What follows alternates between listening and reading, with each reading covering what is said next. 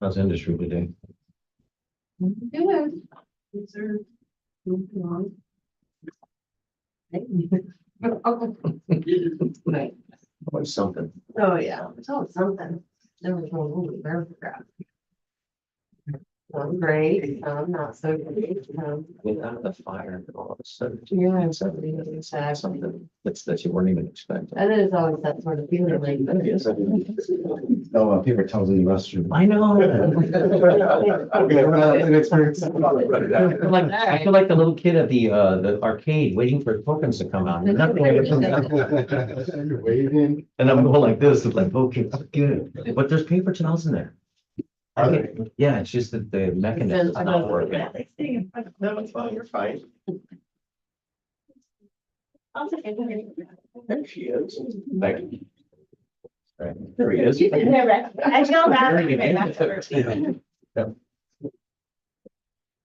There's a chip. Oh, okay. Haircut, burn the tap. We are good to go. Oh, you're fine. Thank We you. got 2 We'll minutes start more. here. How are you, sir? I Of Mondo. do minute on the. Yeah. Oh, yes. He's here.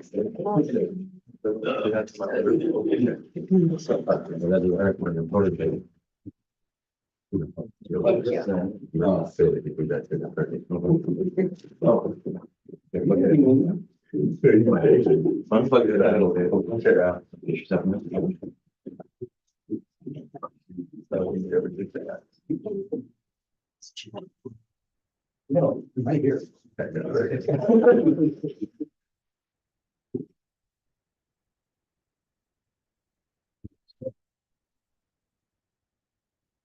Are you back?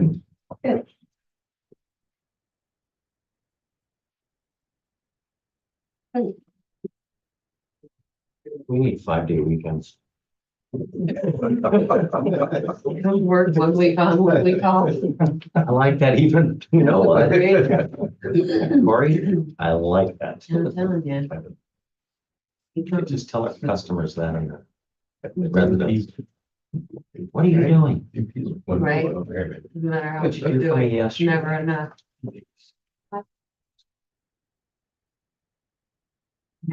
Did that come up or not? No. We're good. Constant. Wait 1 minute. We'll- That keeps them. Yeah.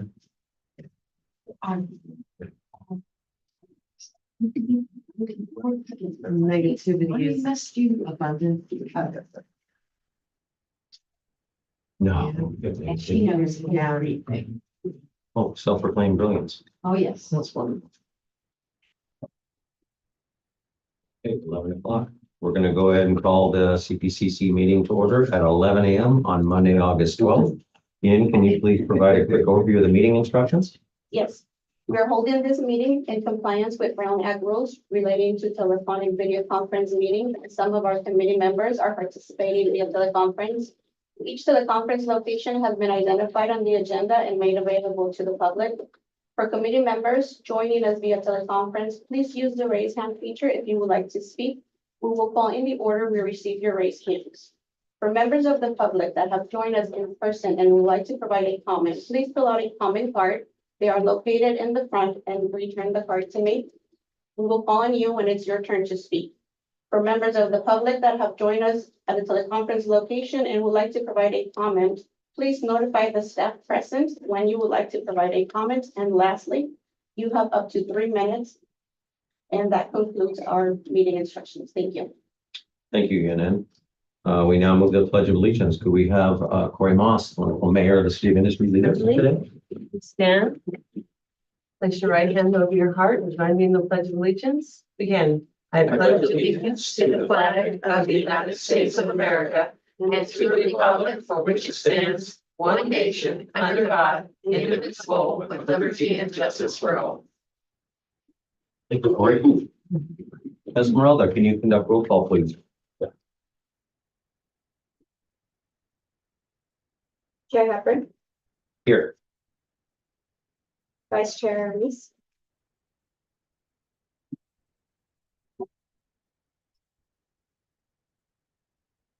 Member Shevin, Here. Member Love, Here. Member Moss, Here. Member Torres, Here. Member Sandoval, Here. and Supervisor Solis. We have a quorum. Good morning, Mr. Sandoval. Good morning, Chair Hepburn. Consent calendar, or are there any, public comment first? Again, are there any public comment requests? Not receive any written public comment. Please allow me a minute to see if we have any raised hands on Zoom. Seeing none, we may proceed. Are there any public comment requests on any of the consent calendar items? We did not receive any written public comment. Please allow me a moment to see if we have any raised hands on Zoom. Seeing none, we may proceed. Move approval. Session. Approval, Shevlin, second, Moss. Roll call, please, Esmeralda. Chair Hepburn, Yes. Vice Chair Reese. Member Shevin, Yes. Member Love, Yes. Member Moss, Yes. Member Torres, Yes.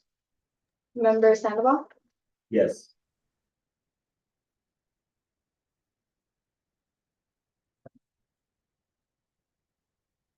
sorry, the motion passes. We did not call, Solis. Go back to roll call. Supervisor Solis. The motion passes. Thank you very much. Action items. Jeanette, are there any public comment requests on the action item? We did not receive any written public comments. Please allow me a moment to see if we have any raised hands on Zoom. Seeing none, we may proceed. Thank you very much.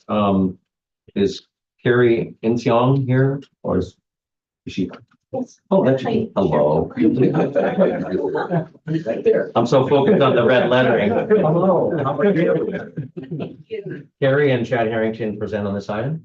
Yes, and actually, before I start, David DeBerry, General Counsel, actually has a few words to say regarding this item. Yeah, I just have a little intro, and then if there's, I'll turn it back over to Carrie to do the staff report, and then Chad Harrington is the outside eminent domain counsel that's handling the matter. So if we have any specific questions for him, you can ask him as well. So before the committee is a resolution of necessity relating to the Montebello Great Separation Project. As you might be aware, pursuant to our bylaws, the resolutions of necessity come before the committee first. And then you make a recommendation one way or the other as to whether or not they should go forward to the governing board. If you make the recommendation, then it goes forward for adoption. If you don't, then it stays here unless the governing board calls it up. So there's 4 findings that the governing board will have to make, and you should also consider these in deciding whether or not to recommend it to go forward to the governing board. And these are all set forth in the eminent domain law, and they are as follows. 1 is whether the public interest and necessity require the project.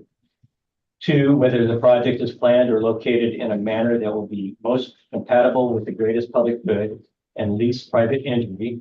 The 3rd is whether the property being acquired is necessary for the project. The 4th is, while the amount of the money that was offered for the take is not an issue here, you just have to make a finding that the statutory offer was made. And then there's a kind of a 5th finding, but it's not required under the eminent domain law, and that is a CEQA finding. And a CEQA finding was made at the time the project was approved. And just for the record, great separation projects are exempt from CEQA under Public Resources Code section 21080.13. So this is a great separation project. So previously the committee had found it exempt.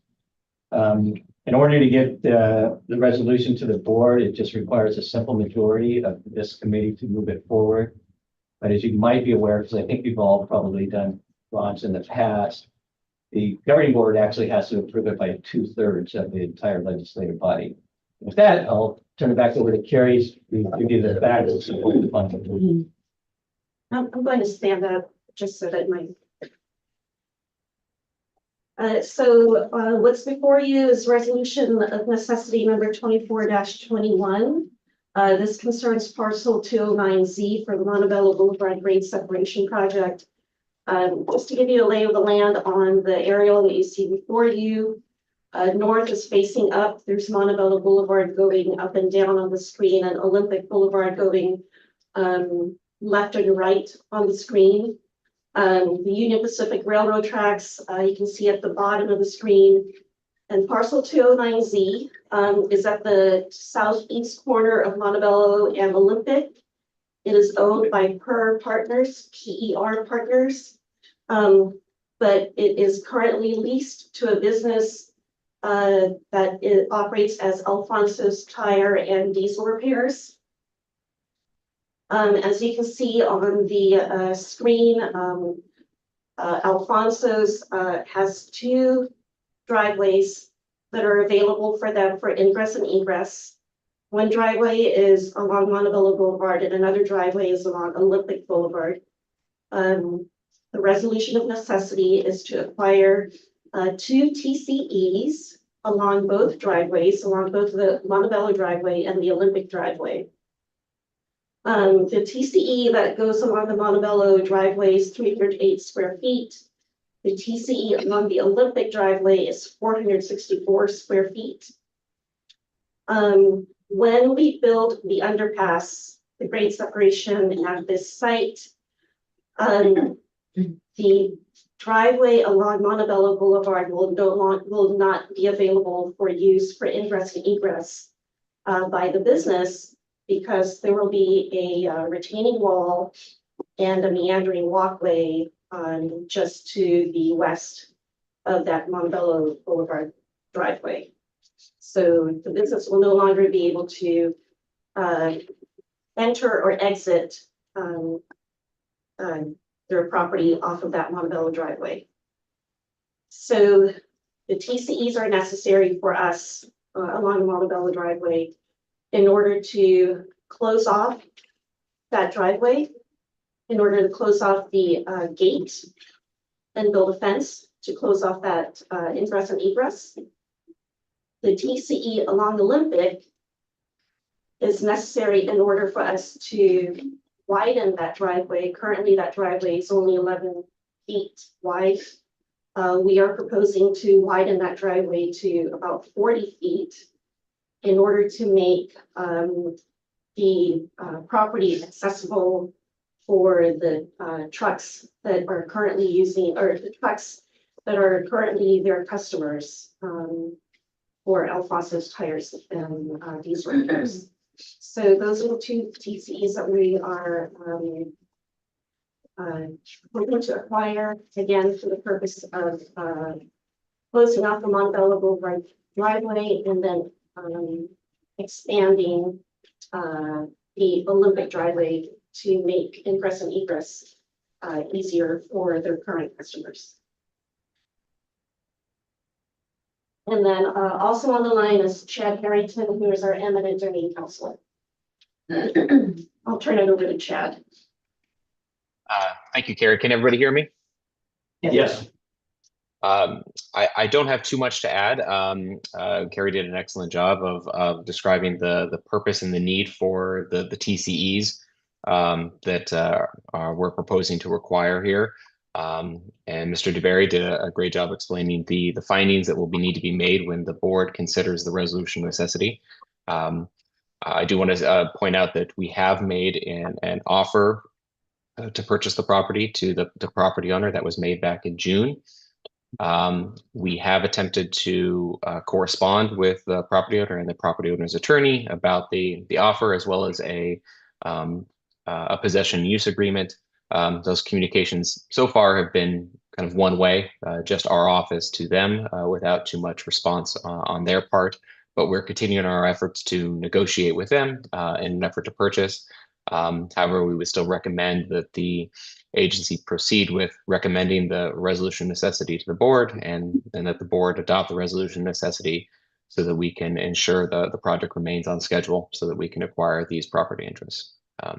And of course, if you have any specific questions, I'm happy to answer those. Hey, Chad, could you tell the committee about how long the process actually takes from the time of adoption of the resolution of necessity to actually get possession of the property? Absolutely. So once we adopt the resolution of necessity, we'll be able to immediately or fairly quickly file our complaint in eminent domain. And then after that, we'll request that the agency put on deposit with the state condemnation fund the amount of probable compensation. So essentially the amount that we've offered in this case to purchase the property. Once we do that, once we file our complaint and put the amount of probable compensation on deposit with the state, we'll be able to file a motion for prejudgment possession with the court. Once we file that motion, we have to wait 90 days. We have to serve that motion 90 days before a scheduled hearing before the court. And at that hearing, we'll be able to hopefully obtain a prejudgment possession order from the court. And then we'll need to serve that order on the property owner. And 30 days after service is when we'll be able to obtain actual possession of the property. So all together, once the resolution necessity is adopted, probably about a week or so before we're able to file the motion. And then we have to wait 90 days before a hearing on that motion. Once we obtain the order from the court, 30 days before we can actually get possession. So all told, assuming no additional delays in there, about 130 to 150 days after the adoption of the resolution necessity is when we can hopefully expect to receive possession of the property. That said, at the same time that we file our complaint, we're going to continue an open dialogue with the property owner and the property owner's attorney in attempt to get a stipulation for possession or possession and use agreement, something that will perhaps allow us to forego some of that process and obtain possession of the property early. So minimum 4 months, possibly a year. Yeah, it's a little bit dependent on with LA Superior Court. It's a little bit dependent on that particular judge that we're assigned, whether or not they have availability on their motion calendar. However, given that the project is in process, if the calendar, the judge in particular doesn't have availability at that time, we can always what's called move ex parte in order to try to get an earlier date. And we can have a showing, a pretty good showing of necessity to do that. So we're going to certainly do everything we can to get the property as early as possible. Very good. Do we have any questions? Mr. Reese, hello. Welcome. You finally got on through your unbelievable background to get through your city. Anyway, do we have any questions for Carrie or Chad regarding this item? Looks like not. Then I guess we would ask for a motion for item number 12. Motion by Corey Moss, second. I'll second it. Thank you, Shevlin. Esmeralda, can you please conduct a roll call? Chair Hepburn, Yes. Vice Chair Reese, Yes. Member Shevlin, Yes. Member Love, Yes. Member Moss, Yes. Member Torres, Yes. Member Sandoval, Yes. Supervisor Solis. The motion passes. Thank you, Esmeralda. Appreciate that. Update items. Ian, are there any public comment requests on any of the update items? Did not receive any written public comment. Please allow me a moment to see if we have any raised hands from the public. Seeing none, we may proceed. Then we will move to Mr. Lai. Can you get an update the direct report on the active construction projects, excuse me. Yes, thank you, Chair Hepburn, Vice Chair Reese, and members of the committee. The director's report is attached to the agenda for your information. And the report provides an update on key programs. Now, for this verbal update, I'll provide some highlights to the projects, then hand it over to our senior project managers to do more detailed information updates on the project. For the Montebello project, we had a groundbreaking on July 10th. The contractor continues to work on utilities and railway construction on Montebello Way. The temporary detour was established successfully on July 8th, and Montebello was closed. So that allows us to continue to work on the actual grade separation project. For the Fullerton project, we're making progress with Ken and Morgan on the protective concrete slab design. We have gotten verbal approval from the Ken and Morgan, and that still has to go to UP for review. We're waiting for Ken Morgan to send us an encroachment permit so that we can review and execute with them. The construction of the slab will allow us to move forward with the UP cutting over to the mainline track so that the trains can be put on the mainline tracks. For the Laverne project, as indicated in our last Cpcc meeting, we had secured additional 16 million from Just some the chunk change thrown out there. Thank you all for that. We really appreciate that. What that does is it's now the project is fully funded. So we are in the process of getting the NEPA certification, so construction can start on that project. For the State Law 5760, construction starts or continues on the bridge, foundation, the retaining walls, and the storm drain. Our staff provided a update presentation to the Diamond Bar City Council last Tuesday, and we appreciate all the support from the City Council during that presentation. Now, lastly, our community outreach team continued to provide hundreds of construction notices, either through email, mail, hand delivered, phone calls, and or social media such as our city website, Instagram, or X. To residents, businesses, and impacted government agents such as emergency responders, the bus routes for all of our ongoing construction projects. They're working very closely with the city staff to make sure that we are communicating with the communities about all of our projects. And with that concludes my brief director's report presentation. I'll answer questions before I head over to our project managers. So Kevin, just going back to Fullerton, so you said that you've got verbal approval from Ken Morgan about the concrete slab, Yes. and I'm just, how do you guys feel about that? I need to have like an idea. This hasn't been very productive as far as, communicating with Ken Morgan as far, I mean, obviously they had years and they didn't. And now we're in this whole debacle with them and UP so what are your thoughts? Where are we on this mess? Obviously, it's on the critical path, so we're working very closely with them, and that specifically means every week that we're meeting with them.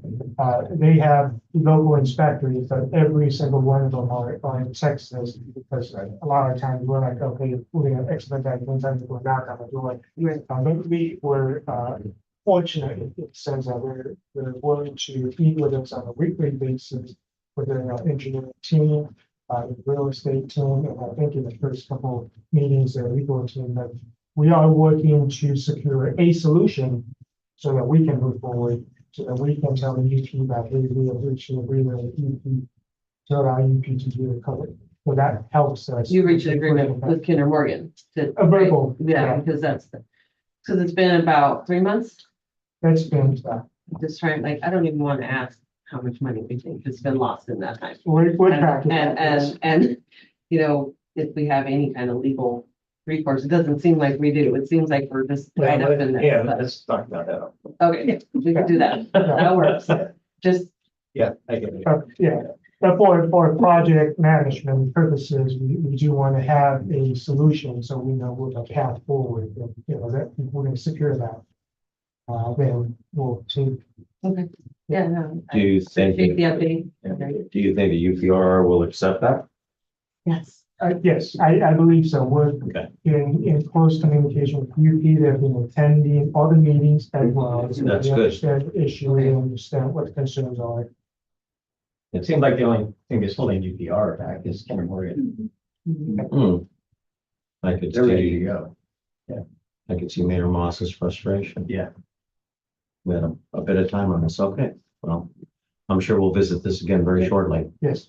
Do we have any questions for Director Lai from any of the members?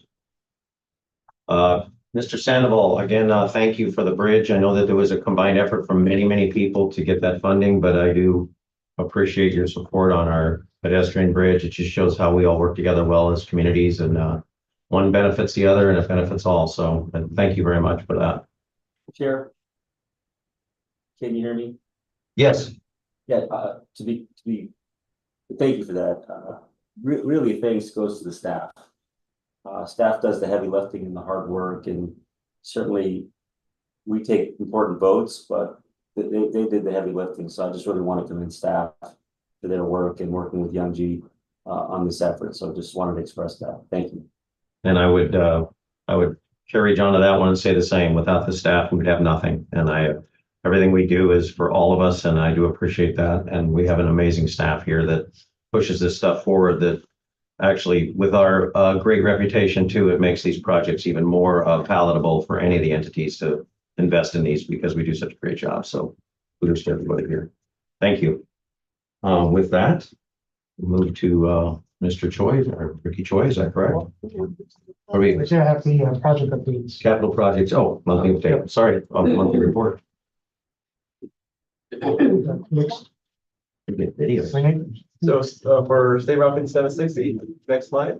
That's an Austin drainage vault, so it looks pretty small in person, but if you visit it on site, it's massive. It's around. No, there's some big trucks out there. So now that you look at it, you're right, it does look small, but Look once at the you said that, I size, look at looked the at. size of the green containers, Right. the water pumps, look at those, and that's about 2.5 times the size of those. That's actually huge, but thanks for pointing that out, because at first I was like, that's not that big. And it's only 7 trucks worth. Yeah, right? Oh, We had Caltrans, FHWA, and the state and Metro along with us. We took a tour on the site last Monday. It was 100 degrees, but we took them down there and they're noticing all the work we're doing. So that Austin vault kind of, a lot of the water in the area gets collected, then it gets filtered through, and then whatever overflows connects to the Caltrans drainage system.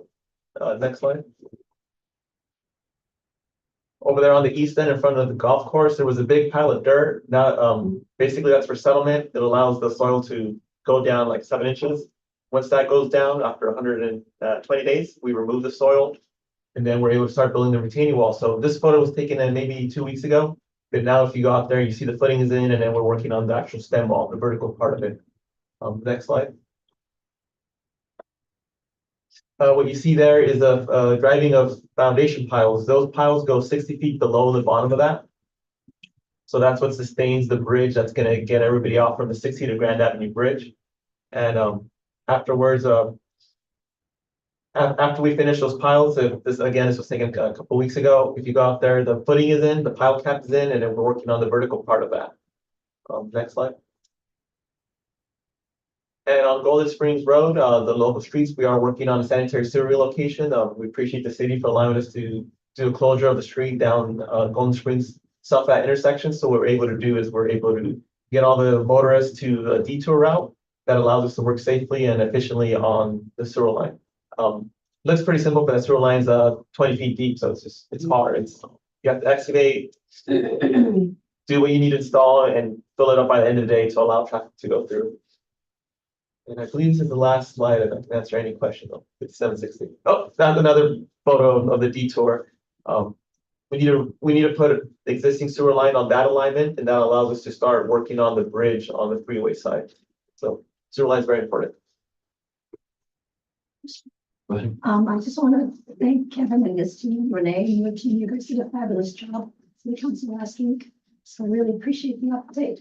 One question that our people had was the work at Golden Springs, right between the In-N-Out Burger and some of the restaurants there.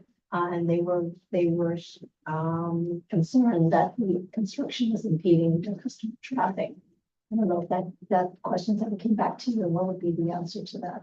Yeah, we had outreach, go out to them and talk to them, and I think they want to file a loss of business claim form, so we provided them with information and the next steps moving forward with that. Oh, excellent, great, thank you very much. Maybe I can follow up with you on that to see how that's going. Yep. Great, thank you.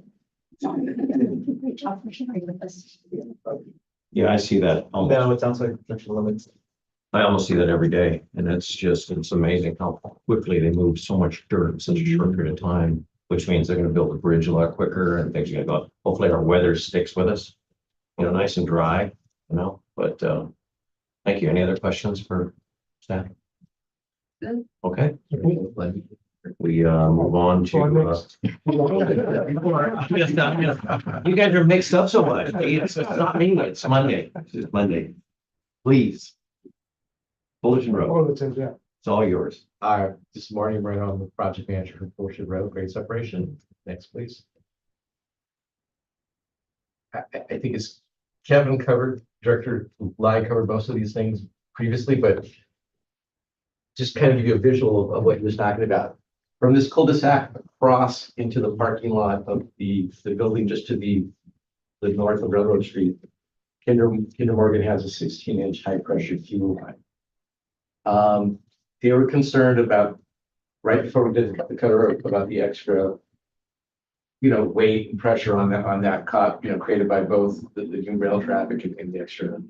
Where does it run though? 'Cause I mean, Sorry, where is it running? it runs right across. Right across. Well, the end of the that's Joliet, that's the cul-de-sac on Joliet, and it runs straight across, literally through the parking lot of the building to the north of Railroad Street. Okay. So it cuts right across the right of way. Mhm. They expressed the concern to UP, and UP basically said, can we all find some common ground who can ensure that this project is safe?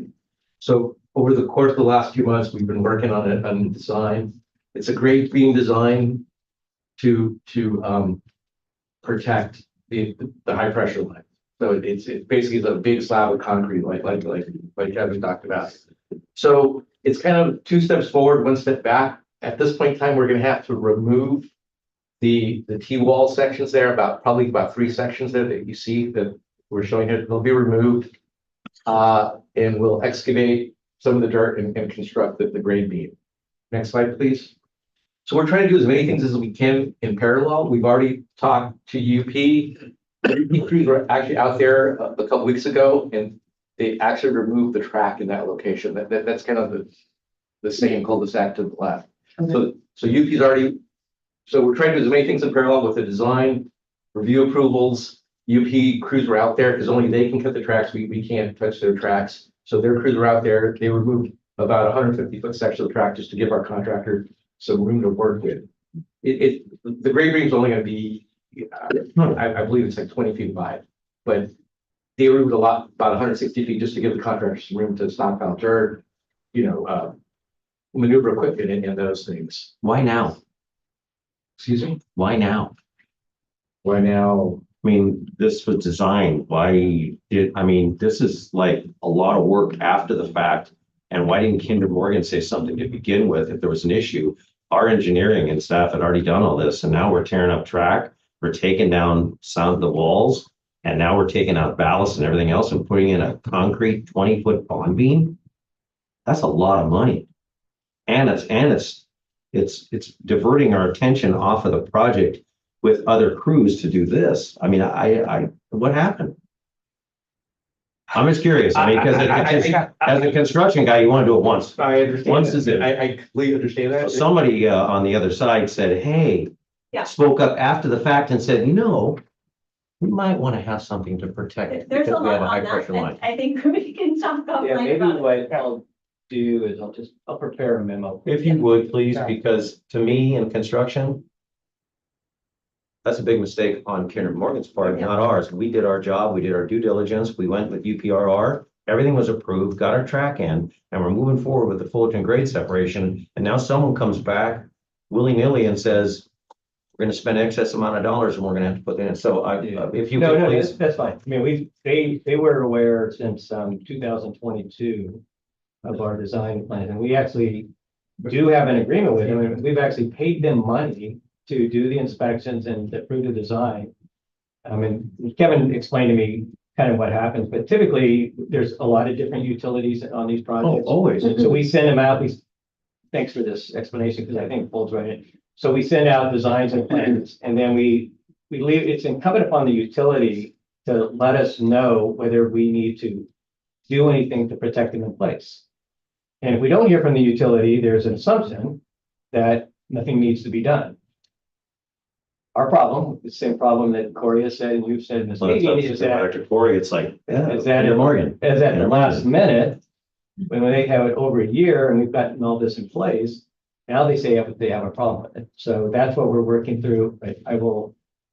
I'll send something out. So we do have an agreement, and we have an agreement with her. We paid them $180,000 to do this work. So anyway. I didn't mean to interrupt, but No, to me, it's just like, I got a red flag about the tall as the building and taller than that, because it's just, this is the stuff that causes taxpayer dollars to go overrun, and it's their fault for doing it. We could have done it while we were there. We don't Anyway. disagree. Anyway, I'm sorry, I didn't mean to No, stop. completely reasonable and My hair goes up and it goes, and like David, there is a pipeline protection agreement, which gave 180,000. And actually, I think that dates back to like 2015, 2016. Yes. It goes back to the initial part of the project. But at this point in time, looking forward, what we're trying to do as many things as we can in parallel. We've talked to UP. UP's already come out, removed the tracks. So as Kevin said, in terms of design, the last few months we've been working on design and with the Kinder Morgan technical people. We've got a design that they have signed off on. Basically, when I say signed off on, there are no more comments on the design. Next step is their technical people working with their real estate and legal people to draft a encroachment agreement, encroachment permit that would allow us then to go on site and do the construction. And at the same time, we're working with Sgvcog, the contractor, to say, okay, here's the design that basically Kinder Morgan has no more comments on. Please start looking at it. Please start preparing that so that when we're able to execute the encroachment agreement and get UP sign off, hopefully with the next, we're hoping 2 to 3 weeks, you are ready to go and you understand the scope of the work that needs to be done in order to mitigate the concerns. dig it up, pour it up, be done with it. Exactly. Next, please. And once again, that's the cul-de-sac and that's the UP crews out there removing the track. The slab will be constructed in 2 phases. So we'll do the first phase on the south half of the track. We will do the cutover. We'll remove the shoe fly, and then we will do the north half of the slab. So it'll be kind of a 2-phase construction. And at the end, we'll put the T-walls in and backfill the north side. Is that like a month and a half's worth of work? 6 weeks, exactly. That's kind of what Sgvcog's telling us. Next, please. I think that might be it. Yeah, that was it. Wow. So that's kind of what our focus is going to be on. It has been on for the last probably 2 months, and probably our focus for the next few months to mitigate this. Just so I understand a little bit better though. Sure. That line is going directly across those 2 So tracks, right? Straight down. And so that is where the trains have been running on the 1 track, correct? They're running on the lower Right? shoe fly. But this line comes all the way across there. Correct. There's not them running on both, is it? I mean, so where's the difference in I don't know if you the can tell. integrity of the weight? That's I don't know if you what can tell, I'm trying but let me. to understand. Is there, like, little is there higher. a difference? This is about 9 feet higher. Okay. So they're concerned about the additional weight of that 9 feet of fill. Oh, building up the soil. Yeah, because you have Mhm. they're concerned with the actual weight of the T-wall, which is fairly insignificant, but it's one of those technical issues that we had a discussion with them. And then the 9 feet of additional soil, it's compacted to 95%.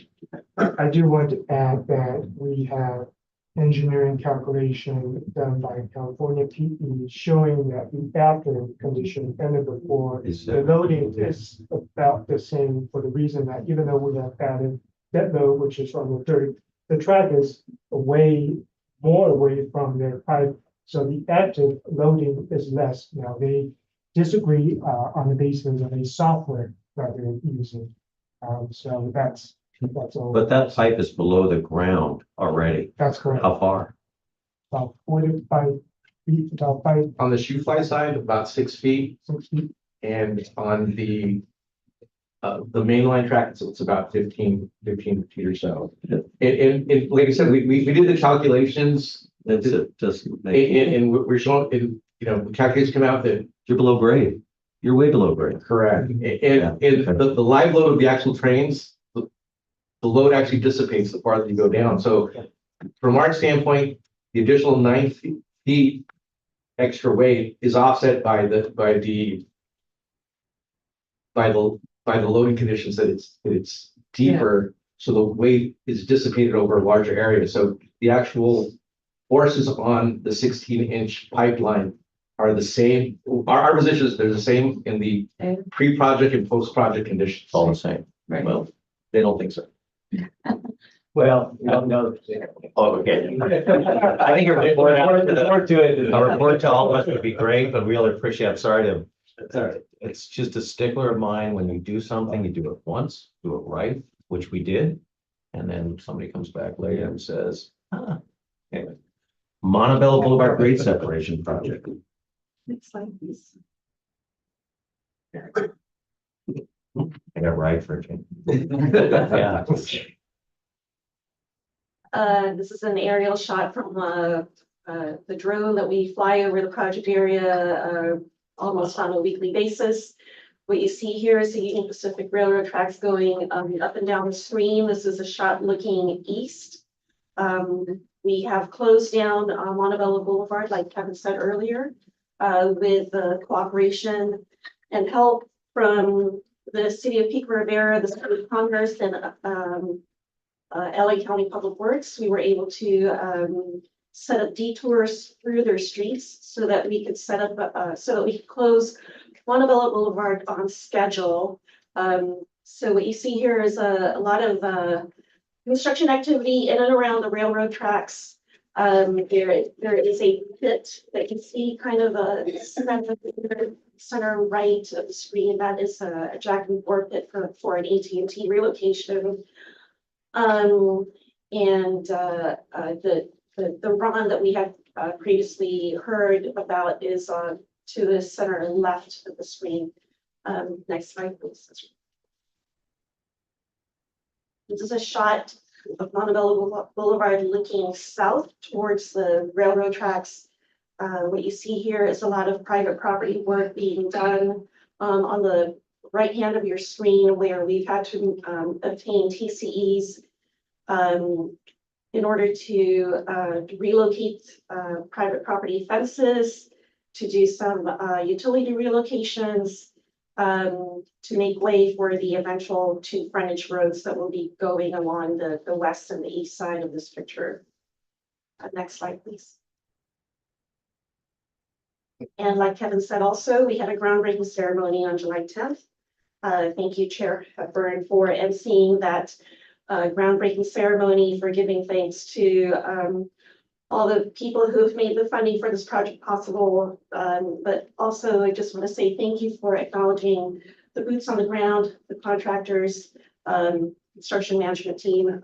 They are the ones who are out there every day pushing this project forward. So thank you very much for acknowledging them. And that's a shot of the Sgvcog staff. As they're getting their photos taken by. Yeah. Wait a minute, we're taking it from up here. Filming it, so the finger out. And that concludes the updates for Montebello. It seems like it's been pretty quiet. Everybody's working well, playing well in the sandbox, as I always call it. So as far as moving the stuff, it looks like we're interrupting the natural flow of the people that live there. So we're trying to, it looks like we're moving things out and getting things ready for them to have something that they can come in and out with. Yeah, we have a weekly meeting with the contractor, our construction management team, as well as the City of Montebello Public Works Department. We are hearing that, as expected, we're getting complaints from some of the residents on Vale and Bluff. That are most impacted. Seeing additional vehicular traffic going through those streets, although those are not the detour routes. So people are not using the detour routes that we've set They're up. cutting through their, whatever they feel they need necessary to get through. Right, as we expected. Yeah. As we expected, they're using their GPS, or using their knowledge of the local area to get around the road closure.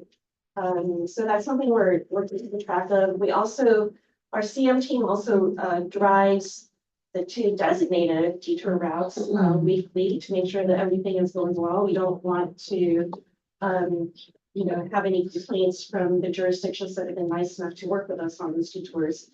But yeah, there are some complaints coming in. But again, they're coming in from roads that are not Southwest detours right now. It's a large project, and it's like, well, you just saw how the different entities you have to deal with. But that where Montebello is, it encompasses so many different cities where you cross over. Right. Yeah, it's just crazy. So, but I'm glad. I know we're doing the outreach. Just want to make sure we keep up with the detours and make sure people are following those and let the city know. But it sounds like things are going well. Yeah, I think, thank you very much, Carrie. You guys have been really communicative, and I know, like with the new city manager and everything, just getting him ramped up and working together. I think a couple of the things that I just want to lift up and make sure that I mentioned is that with the closure of Montebello Boulevard, truck detours on the smaller residential streets are increasing.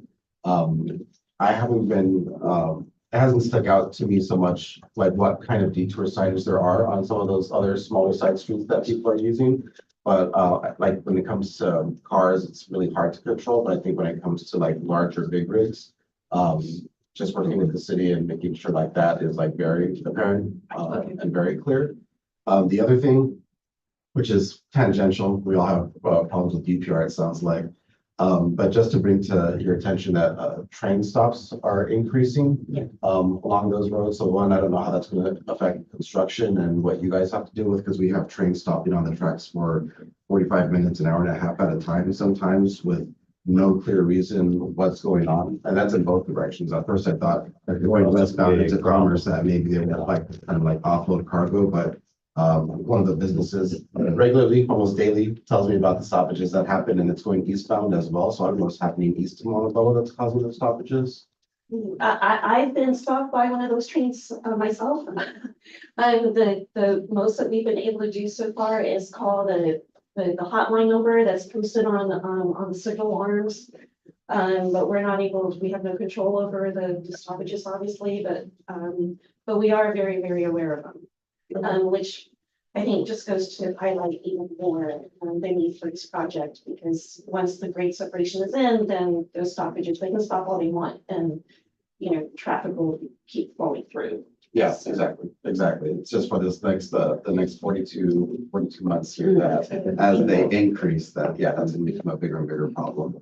And also, Councilmember Torres, now that it's August, we have school starting up. I just wanted to let you know that Maria Khanna, who's our community liaison, she's going to start ramping up her communications again with the school district, just to make sure that schools and parents, students are aware of construction activity in and around a couple of the schools in the area.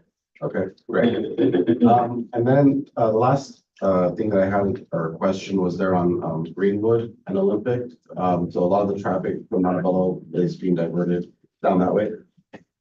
And I was just curious if any kind of like signal timing adjustments have been made, being that intersection is being used a lot more heavily now. I don't think so, but again, Greenwood has not been designated as a detour yet. Because we're still waiting for some approvals from Union Pacific in order for us to do the detour work that we need to do on the other Greenwood. But I will talk to Cesar Roldan about the signal timing of that intersection. Great, thank you. Thanks. Maybe there's something we can do with UPRR to find out what's going on with the trains and why. I mean, I know that we have but I think our relationship is better than it used to be. And if we can't get information, we have to know someone that can. You know what I mean? Just to see why that's going on. Yeah. Could be just the just flow of a product. We don't know, because the other day when we were doing that, then these trains go by. It's like, wow, that's a lot of train. So, but anyway, I mean, it would be worth a shout out to UPRR and say, hey, or is there some reason why this is happening? And it could be the ports where they're coming from, could be the flow of goods. I don't know. But anyway. Okay. Now we're in the legislative update. Okay, thank you all. That was very good information. Ricky Choi will give a legislative update on the Trumbull Canyon grade separation project. Yes, right here. There you are. Keep sneaking around. All the online. Yeah. Good morning, Chair Hepburn, members of the committee. I know that we previously briefed you on this issue related to the Trumbull Canyon Road grade separation project and the resolution to the state budget issue that we faced in May when the May revise came out. There was the elimination of a port and freight infrastructure program. There was $30 million that was eliminated that was for the Turbo Canyon Road Great Separation Project. And that really jeopardized the project since we had a construction contract already executed in late December, and then with construction slated to begin in July of this year. So once the May revise came out, and we saw that the program was slated to be eliminated, we worked closely with the governor's office, the California State Agency, legislative staff, and to try to find a legislative solution so that we can keep and move forward with the project. And thanks to the efforts of Mayor Hepburn, Mayor Moss, and many of you else in this room as well, we were able to really raise this issue with all of our legislators. And the legislative caucus, thank you, legislative caucus, made this a budget priority for them. They sent a letter to the legislative leadership and budget leadership. And we were fortunate that, as you see here on the screen, there was a budget trailer bill, a language that was added and approved in July of last month that directed the Secretary of the CalSTA to work with Caltrans and the California Transportation Commission to find and identify funding to really offset the funding that was lost as a result of the mission program. So this is essentially really gives us a lot of, well, this is really the support that we needed to ensure that we were able to backfill the funding that we were going to use. And so we're happy that this got approved. Now what we're trying to do is work with the CalSTA and the Caltrans staff to figure out the mechanics of getting identifying that funding and allocating that funding for us so that we would be able to utilize that funding when the funding is needed. And I know that we previously spoke with the Kent County as well as COG staff or COG officers and city industry. And during the conversation, there was consensus to move forward. So that we did, and last month we issued a notice to proceed, and a construction started and we broke ground in July. So happy that all that occurred, but there was a kind of a few weeks to about a month or so of kind of running around and a lot of craziness to kind of get this. I call it throwing up. A little bit. Just a little bit, you know. But we're fortunate and grateful for all of your Digestion. efforts. And so we're happy that, there was a legislative solution to this issue. And so I think we're in a good place. So with that, I'll open up and answer any questions you may have, but just want to give you all an update. Well, again, this did not happen without, Director Creeder, Ricky Choi, Steph, and all of the cities and all of our higher electeds, and actually hitting the pavement, going to the state and saying, hey, we got a major snafu. I know that Marissa was losing her lunch over this, like all of us, where it's like, yeah, project shovel ready, they stole money on it, what the heck's going on? But it wouldn't have happened without this participation and hard work from all of you. Yeah, not a question, but also just kind of want to echo what Tim is saying. I just want to thank staff. I mean, it was like major emergency, everybody, like this was straight panic mode, and I totally understood. I felt the same way, but I cannot say enough about staff and the hard work that everybody did. And, I actually ran into you guys, got to talk to you guys while you were there. I saw It's like, the great stuff you were doing. Yeah, I was like, what? But no, and I'm again thankful that, we have such a great working relationship with you guys. And I really appreciate the kind words that you say about our staff and industry as well. Thank you so much. I think that's the big thing is the relationships that we have. They know the COG, they know the staff. Yeah. Townsend and gives you guys the information and gets those appointments set up, and it takes a village to do this. And I'll tell you that you don't want to waste your time on stuff like this, but unfortunately you have to. So it's not wasted time. It's actually, and it's building more relationships when you do it. So, but that's touch and go. I mean, that was crazy. I lost a lot of hair. If mine gets any wider, it's gonna be the color of this table, like every time you guys go, but thank you again. Any other questions or comments for Mr. Choi? No. Okay, announcements, member comments. Any announcements from the members here? Nope. We'll move on to have a report that mid-July, we officially broke ground on the Montebello Border Grade Separation Project. Earlier this month, we broke ground on the Turnbull Canyon Road Grade Separation Project in the city industry and Hacienda Heights. That's two, like in 2 weeks. Yeah. That's crazy. And it was what, 190 degrees? But great, both of them were done extremely well. I think all the people that were involved with that really had a good time. It's nice having the band and having just the local community. It was super, it was really nice. These two projects represent significant milestone for the agency as they are the final two grade separations together as part of the Sgvcog's Alameda Corridor East project, comprehensive program of 19 grade separations and 55 at-grade safety improvements at hazardous railroad crossings throughout the San Gabriel Valley. The ACE project was established in 1998 to mitigate the impacts of growth in the freight rail traffic along with the high volume transcontinental ACE trade corridor construction. And construction of both is scheduled for completion in 2027. Maybe we'll also be in office, I'm not sure. You never know. In case you missed it, we would like to share some of the news coverage from the two recent events. But also like to report, let's go right here, Channel 7. You know.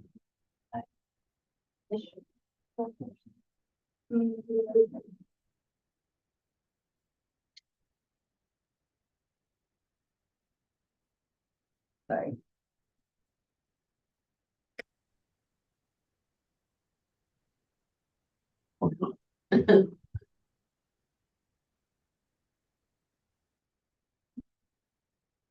It's a lot like 11 coverage.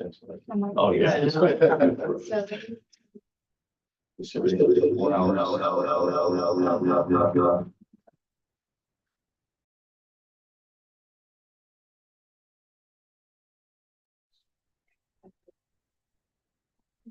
As part of a major railroad project.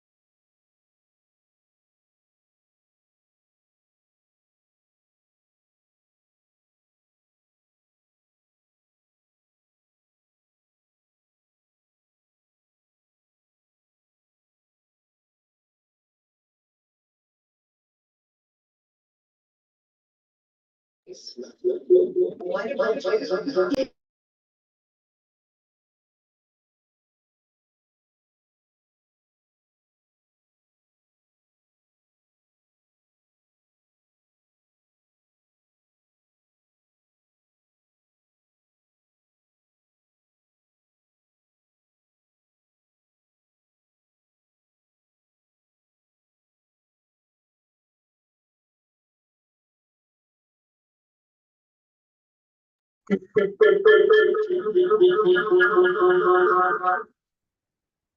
over.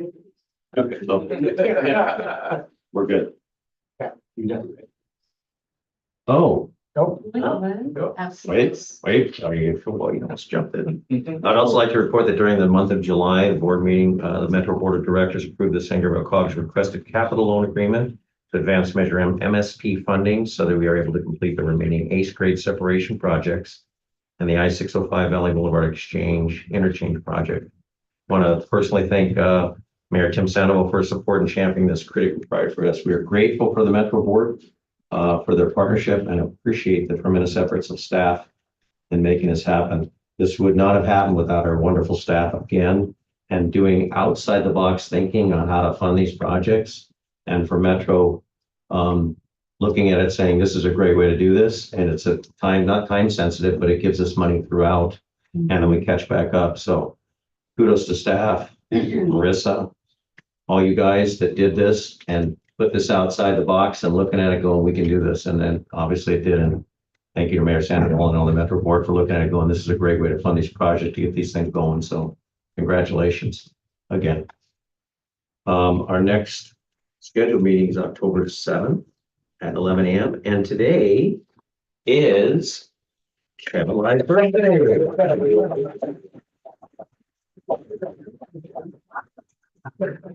We could sing. You can